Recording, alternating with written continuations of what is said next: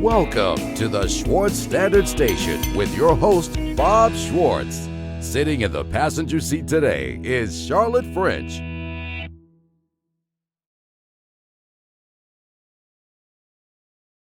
It's something that's on everybody's mind that we don't talk about enough. In my industry, my industry wants to talk about it all the time.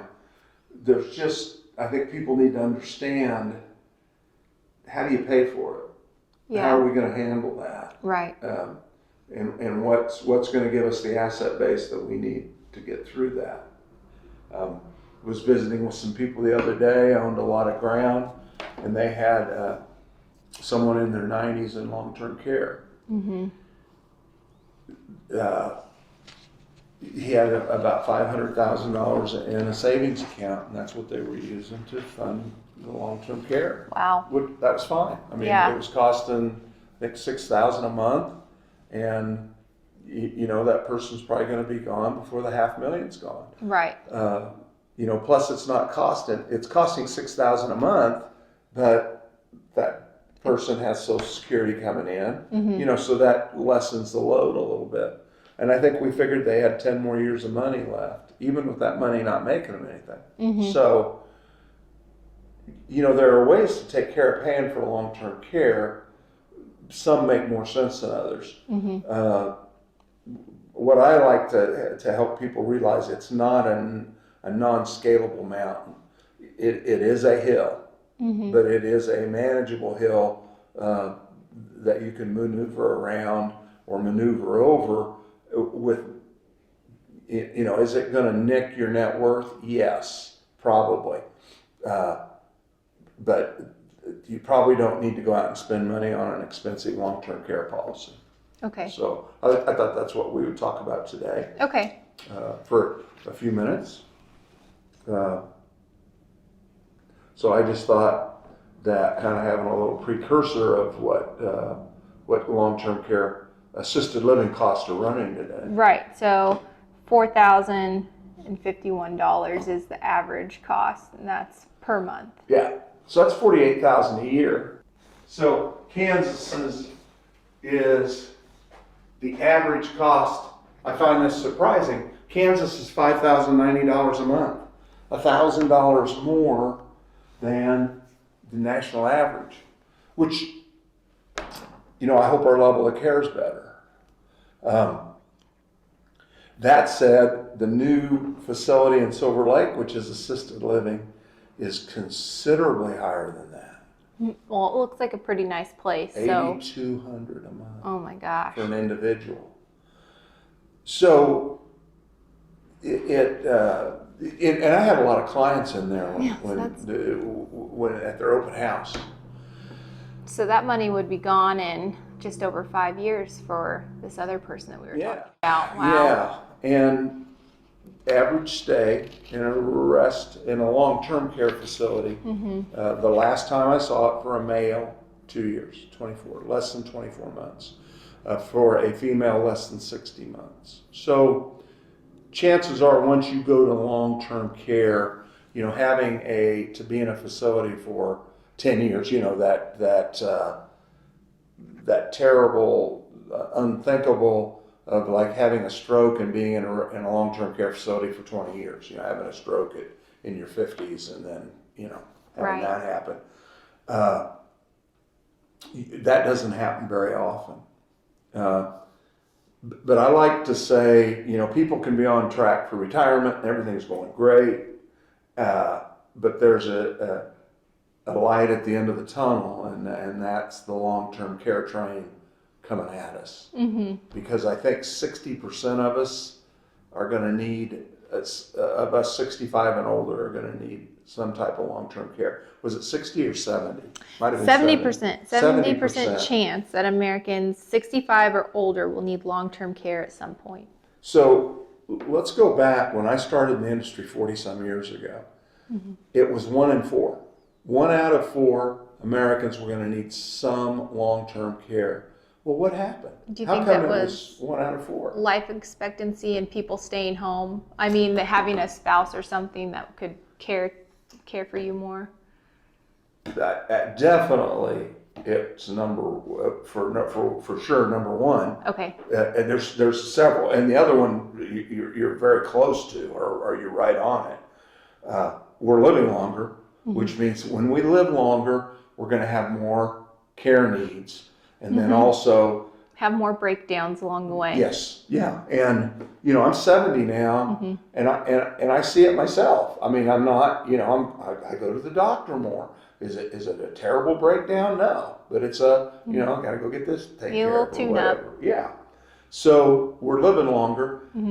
Secondly, societally, we're changing. It used to be, the woman would stay home, take care of the husband. And I've watched that in my own family kill people, that make an early demise for my mother because she spent time taking care, it wore her out taking care of my father. Yeah. We don't see that as much today, although we still see it, of course. But the other thing is different types of long-term care. Okay. When I was 20, long-term care was long-term care. You went to, it was an old folks home. That's what we called it. And when there wasn't any transitionary places, assisted living, or places where you could go and have an apartment, still drive your car, things like that weren't around. So we've gone from 1 out of 4 to 70% of us. Yeah, that's almost 3 out of 4 of us will need long-term care. That's basically every household in America. If you live long enough, you're going to need some type of long-term care. Now, that can be people coming into your home, and that's what I hope my assisted living is somebody comes into our home and helps Deb and I do whatever it is that we need help with. That's a perfect world, isn't it? And not everybody's world's going to be that way. So I want to be talking to people today about, okay, what are those transitionary situations? As we looked at $5,000 a month in Kansas for assisted living, those are the types of places that you can go to, still have your car, still go places, but pick your level of care, and it's going to have expense depending on that.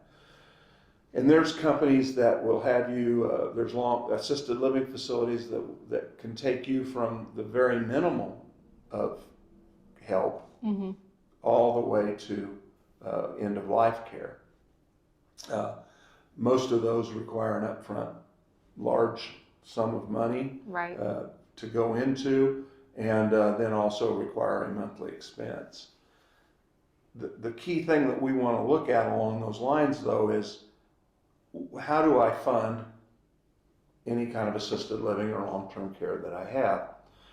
And the first thing that we tend to do wrong is if it's $6,000 a month or $5,000 a month for Kansas for assisted living, we think, oh, that's going to be $5,000 a month out of my pocket. Well, that's true, but we generally have other income. Right. What's this other column here that has the 167? It's the first column. That's per day. Okay. Oh, I see. That's per day. Yeah, that's per day.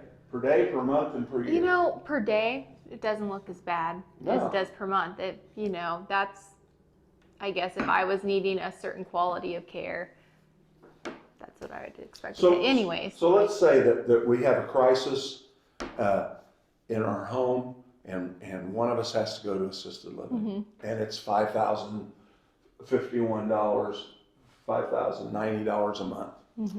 And we go into assisted living. How are we going to pay for that? Well, there are a myriad of ways, but let's just talk about ground zero.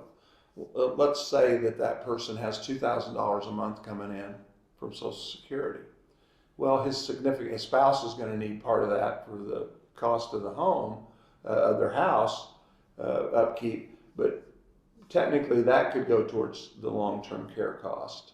And hopefully the wife would have enough assets in her Social Security income, or they'd have enough in retirement plans.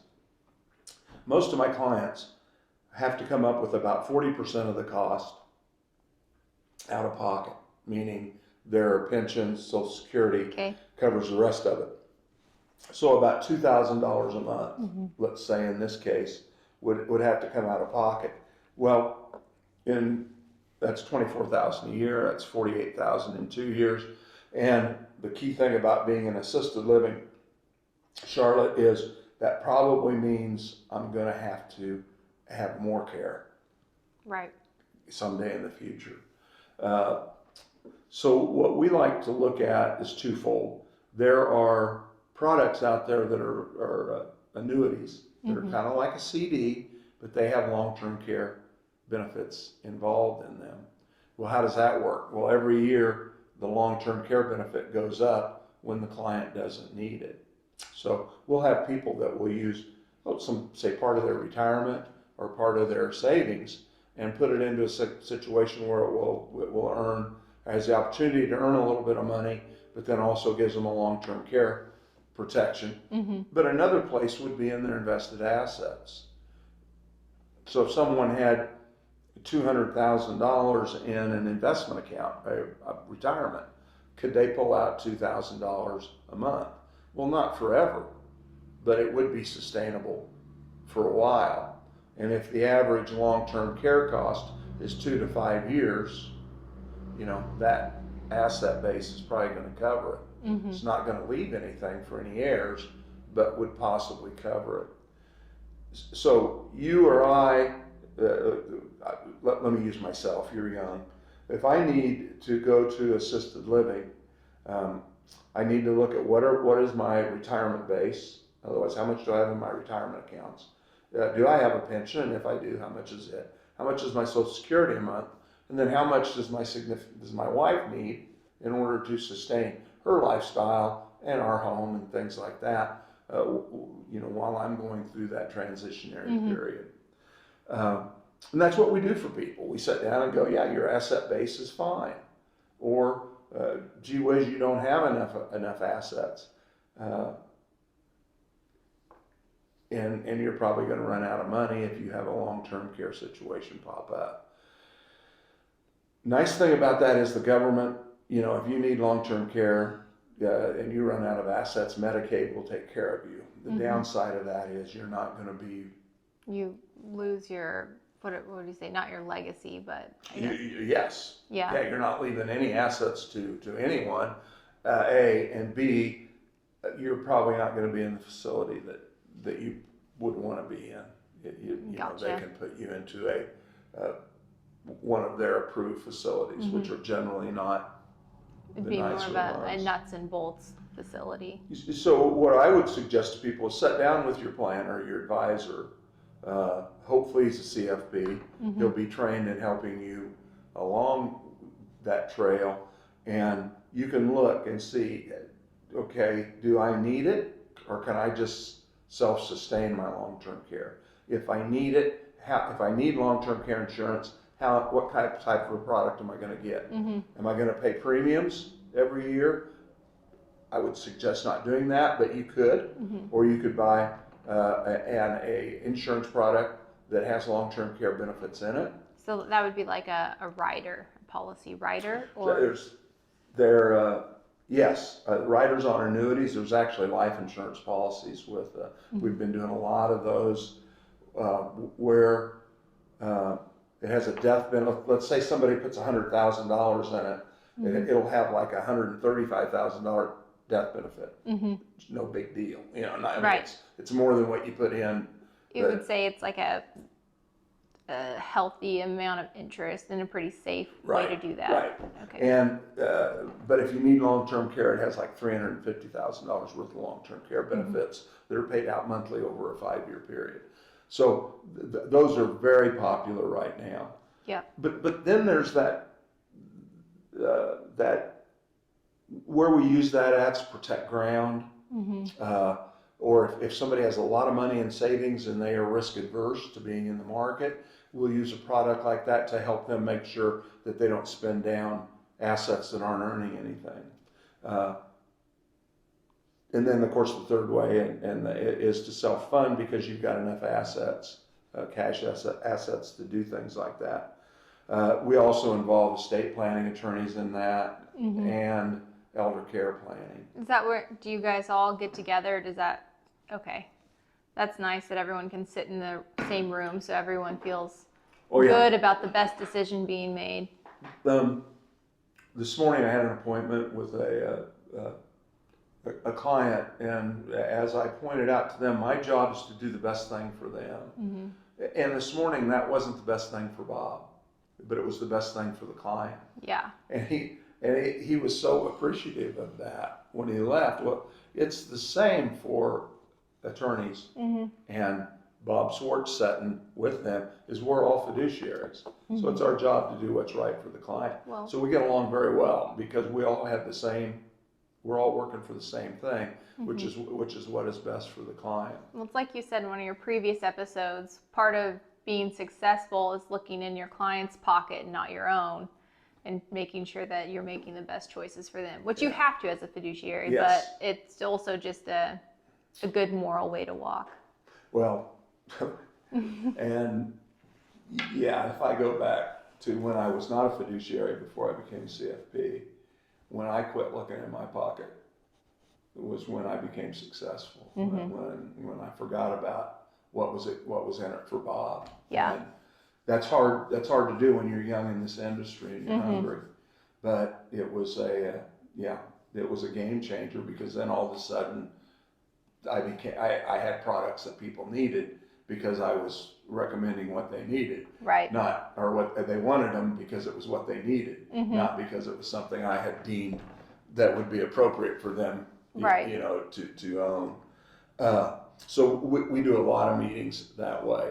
I would suggest to anyone doing that, no matter where you're watching this from, no matter where you're listening from, is to sit down with a CFP first.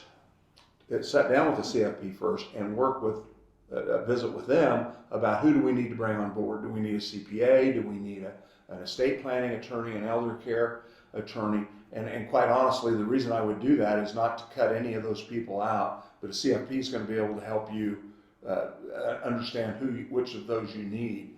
And very important, Charlotte, Mm-hmm. to have those come in, because the clock's generally ticking when we bring them on board. Elder care attorneys generally have a healthy fee just to sit down. So it would be a couple meetings. You know, sign up or do the first one with you and see what you were thinking they're going to be needing and who is going to need to be at the next meeting. And then the next time is pen to paper business, or maybe there's 3 meetings. Let's talk about how that works. Okay. Sit down. I collect information. We talk about what their concerns are. Mm-hmm. Everybody's got, anybody that comes in talking about retirement planning or estate planning or long-term care planning, they have concerns or they wouldn't be in. And we do a written plan that identifies weaknesses and strengths Mm-hmm. in the client's portfolio, in their game plan. And then we'll talk with them about, we'll make recommendations of here's who we need to bring on board. The key thing to understand also is, then when we bring those folks on board, we don't have an interest in those folks. I mean, if you have an estate planning attorney that you want to use, we have no problem with that, Mm-hmm. because we don't have a horse in the race. Do we have estate planning attorneys we recommend? Yes, but we don't work with them in any way. I mean, otherwise we recommend them. We do not make any money off of their relationship with our client. It's all totally kept separate. That's the law. But people need to understand that everybody's sitting there at the table, to help them do the best for them. Once that written plan's out, then the client can say, okay, we're ready to move forward. We want to talk about this, and this. We don't want to worry about this part. So that's how we handle that. It boils down to men, and we visited about this earlier. Us old guys don't want to talk about long-term care. We want to talk about dying on the tractor. Mm-hmm. Sorry, I didn't mean to interrupt you. I think a lot of guys are counting on the lifespan of a woman, and she's gonna outlive me anyways, so we really need to plan this for her, not for me. She's gonna be spoon feeding me applesauce for a few years. Yeah. And then Yeah, and And I have many clients that is the game plan, is that the wife will take care of, we take care of the wife, long-term care wise. And the game plan for the guy is mom's gonna check out first, yeah. She'll help him take care, she'll help take care of him. And I mean, and that's great. And it's a little bit of a gamble, because you're gambling on her genetics, and accidents can happen, and all sorts of other things. It's probably on the whole, most caregivers in Kansas today would just as soon not be caregivers.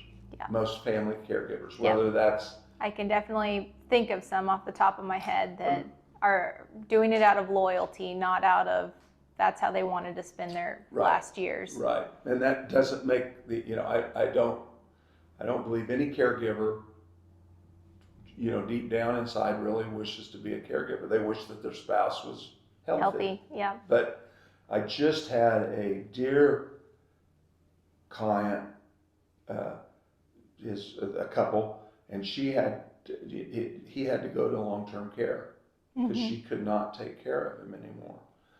And that was not their game plan. Their game plan was for her to help him, but she just couldn't take care of him anymore. In her case, she wishes she was the caregiver. Fortunately, they have the assets to not have any concerns whatsoever about legacy planning, or spending up her assets while he's in long-term care. We'll check back in with Bob Schwartz in a moment. But first, I wanted to reveal to you why Bob wanted to create this show.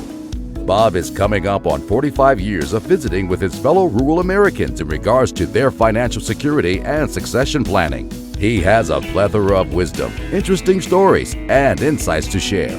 Being a constant supporter of farmers and rural Americans, he hopes to connect with and inspire their interest in planning for what the future may bring. If you want to connect with Bob, visit our website at bobschwartzfinancial.com. But yeah, it's not for a lady watching this show. It's not her goal to be a caregiver. For a gentleman watching this show, it's not our goal to be a caregiver. And I know that if Deb has to take care of me, if she's spending some time because I'm struggling with something, we still want to be in a position that she can go do what she wants to do at certain times, that she can enjoy her life. So how does that happen if she's taking care of me? Well, you do that through daily, some type of daily assistance, whether that's coming into your home or you're living somewhere else. Either way, those are going to incur costs that we need to be prepared for in some way, shape, or form. And whether that's, if you have no plan for that, Charlotte, that's a plan. Your plan is we're not going to do anything. Right. And quite honestly, that is the way most families handle their long-term care planning. Is, well, we're not going to talk about that. We're gonna scramble, and we'll figure it out fast. When the poop is hitting the fan, then we're going to start making decisions, and we're going to be making decisions under pressure, and we're going to be making decisions emotionally. And how good does that work out in your lifetime, making emotional decisions? So I have a question. Let's say this time's coming, and you can't represent yourself as well as maybe you used to be able to. What do you need to have in place to, and how do you contact someone? So like if my mom went down or needed help, how do I even know what she has? Yeah, well. So that's, I guess, a communication thing. But imagine somebody thinking that they're in that position and making quick decisions, and their parents had something in place the whole time. Like how do you put a Band-Aid on that and fix it? Family meeting. Okay. Yeah, and if there's multiple children, generally just having the child that will be, if one child's going to be the decision maker. So let's talk about that process. Yeah. I start getting forgetful, or I start getting, something happens to me physically. Mm-hmm. Well, and I'm going to the doctor.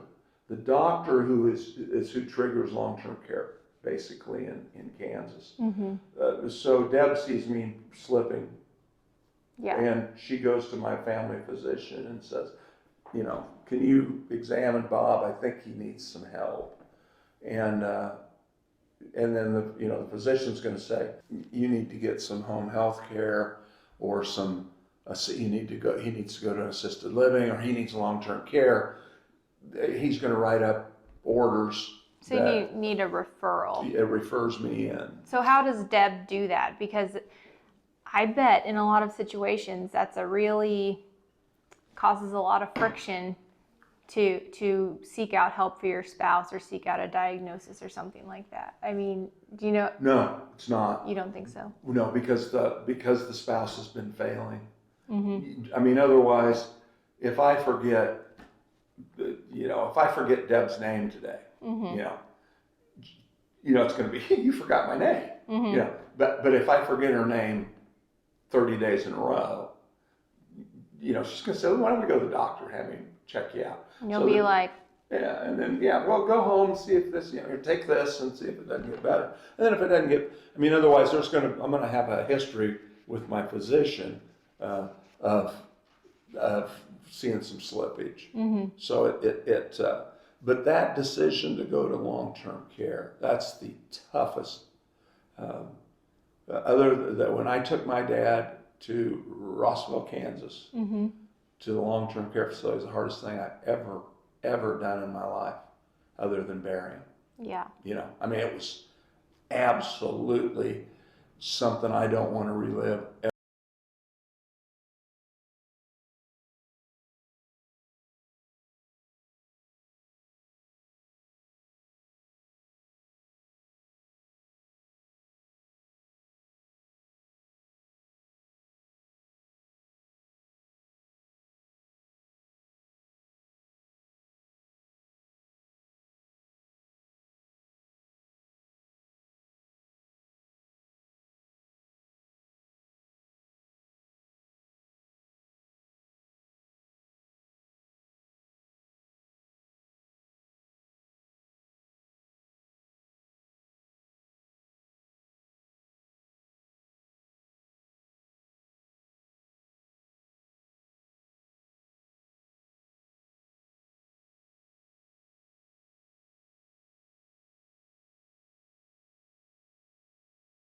Living.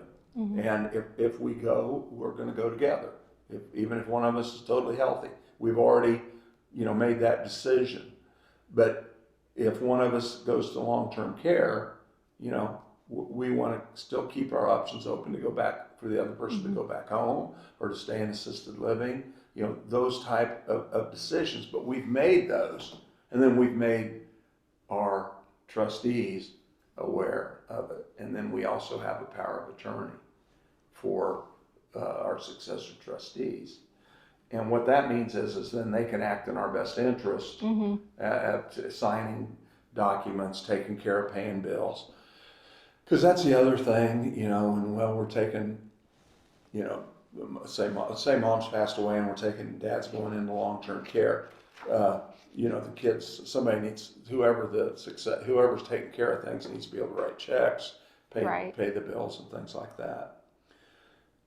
How most of that happens today is house on fire. Mm-hmm. You're making decisions under extreme emotional stress. Life's going 900 miles an hour, and it's tough to make good decisions then. Mm-hmm. And it's like watching an athlete, and all of a sudden somebody misses 2 free throws who never did that all year. But why did that happen? Because it was under pressure at the end of a game, and duress. And you don't want to be making long-term care facility decisions like that. You want to have a game plan. Right. And that game plan, if it's written and in a booklet, next to your trust and your wills, where your children or your successor, you know where it's at, then you've taken huge steps towards taking some of that raw emotional pain away from your family, from your spouse, or from your children. And all it takes is just making it's like doing a will. Everybody that ever does a will, you think you're going to get run over the next 24 hours. You know? But once you're done with it, you're done. And long-term care planning is the same way. Do it, get it over with, and you're done with it. You don't have to, then when the time arrives and a decision's being made on where you're going to go, mom and dad have a game plan listed out so that if that's one of their children, that child knows.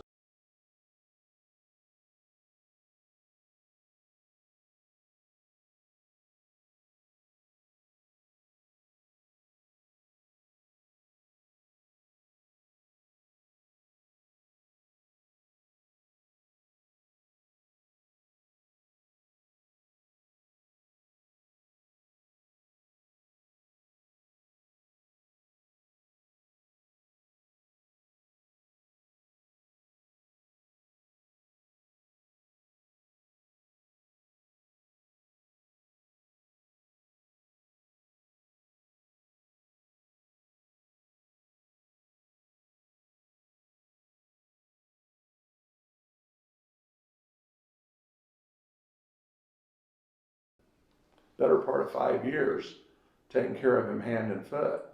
And she just couldn't tell him that she couldn't do it anymore. Yeah. And nobody wants that. Nobody wants that. But if certain pins drop certain ways and you haven't made any game plans, that forces you into that corner of that happening. And so, because of those little stories that I've just told, makes me very adamant with not adamant, but very passionate with my clients about, let's make sure that you don't do that to your kids. And just about everybody that comes in here, whose parents have passed away, can tell the same stories about how there was no pre-planning in long-term care. Average age of going into long-term care today is 83. Back 50 years ago, I think it was 76. So see, we're healthy a lot longer now. And 83 is assisted living too. So see, it's moved up. Yeah. You're going to live to be 100. I hope so. Yeah, or more. And in good health, probably. We want to make sure that we understand that there's going to be some extreme costs.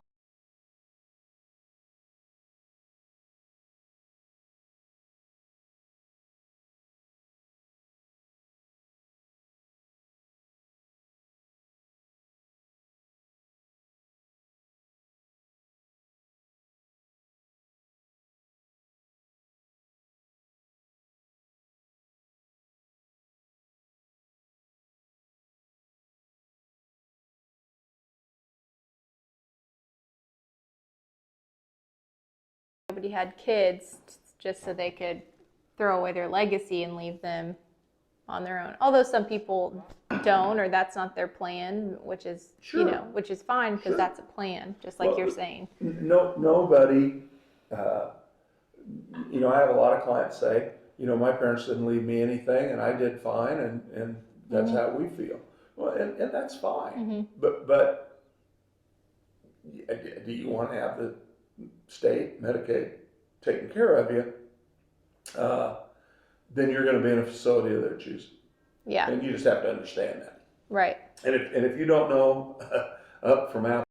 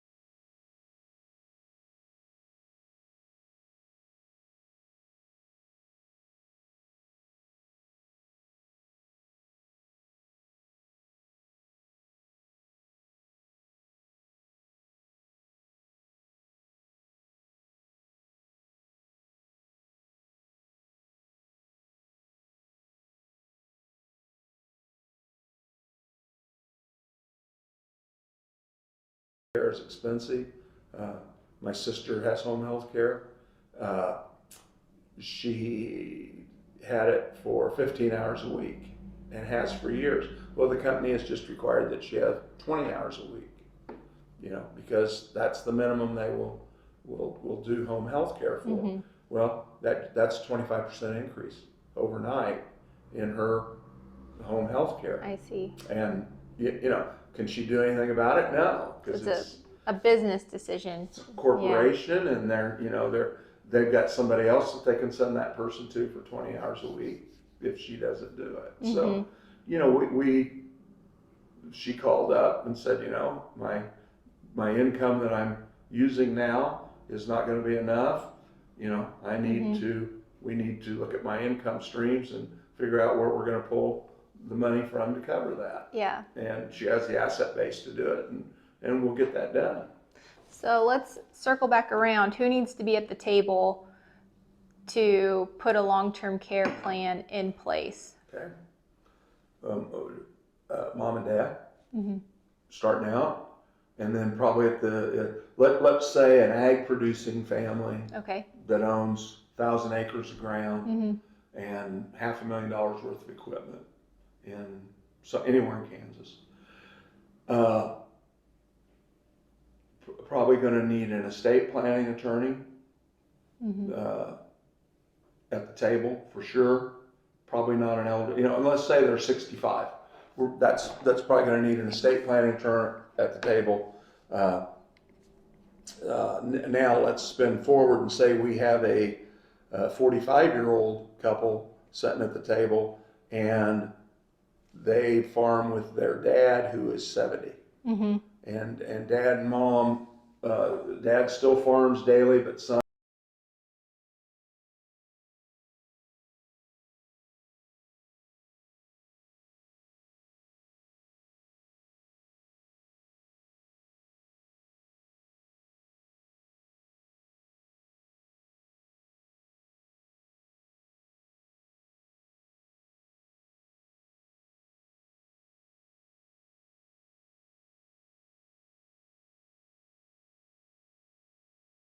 about running out of money? Usually you'll see them do, if somebody, you have Is it 5 years? 5 years. Yeah. And generally that's done with an irrevocable trust. That's what I was going to ask, if it was a trust. And it's kind of an expensive process because it's quite extensive for the attorney. But by doing that, after 60 months, the Medicaid cannot attach to that ground. So, is that a way that mom and dad in this scenario could still be getting some sort of income off the ground as well? Yes, they can get income for the rest of their lives off the ground, even though it's in an irrevocable trust. That's especially important if there's heirs on the farm. Mm-hmm. Sometimes we'll see ag producers, let's say they'll take a section of ground and put it into an irrevocable trust, but they'll keep maybe a quarter out of it so that they can sell that quarter if they ever want to. Keep it liquid. Yeah, so that they can get a hold of some money if they ever want to. So we see all kinds of that, and it's really up to the client how they want to handle it. But especially when they have heirs that they want to make sure that they keep that farm ground and that equipment whole, there are things that can be done. But that becomes the irrevocable trust part of it. Okay. And so there are ways to handle that. Now, let's say, I see this happen all the time. Say the same scenario, but let's say they then also have $500,000 in retirement and they have another $100,000 in cash. I've seen the estate planning attorney say, okay, we're going to go ahead and do your trust work, have all this set up the way you want it for your kids, passing on the farm grant, how you want that done. We'll have all that taken care of, and we're not going to do an irrevocable trust. But if there is a long-term care situation pops up that is eating up your money, we'll do an irrevocable trust at that time because you have enough money to last for over 5 years. Okay. All right, enough cash assets to last, that we can go ahead and do the irrevocable trust at that time. So I've seen it done in all different kinds of ways. Which is why you have to have a plan, have a meeting, get a strategy going. Well, and we could sit here and talk all day, but there's no two houses that are the same. Yeah, well, we really could anyways, but Well, yeah. But there's no house that, some farms have no children, or no heirs that are going to farm the ground. It's just everybody's different, and that's why you need to sit down with somebody that can help you go, okay, all right, this is how do you see this happening? Right. And they'll say, oh, well, this is what we see happening. Okay, well, then we can say, here's how you do that. Here's how you make that happen, and here's how you take care of your estate plan, your long-term care plan. We kind of blend it all into one, and then boom, it's like a flower. It's done. Yeah. It grows. It blooms. And then it becomes a plastic flower that sits in the corner, and you don't need to do anything with it but about once every 5 to 10 years. just look at it and see if it's still what you want. Right. Make sure it's still the flower that you want. Then So, we can say, can they be here's how you changed? do Yeah. that. Here's how you make that happen. The And- irrevocable and, trust have some. Here's how you take care of your estate plan. You can't do anything with long-term those. care plan. Once you We put kinda the ground blend in all it, into one, the and then ground is boom. in the trust. It's like a flower. It's done. Yeah. It grows. It blooms. And then it becomes a plastic flower that sits in the corner, and you don't need to do anything with it but about once every 5 to 10 Yeah, years. if I don't, Just look at it and see if if it's I still could, what you want. could Right. do Make sure it's still the flower that you want. one thing. Do you have a favorite small town fact or questions for us regarding this episode? Reach out by emailing Bob or call one of our Kansas offices in Silver Lake or Victoria. Visit our website at bobschwartzfinancial.com.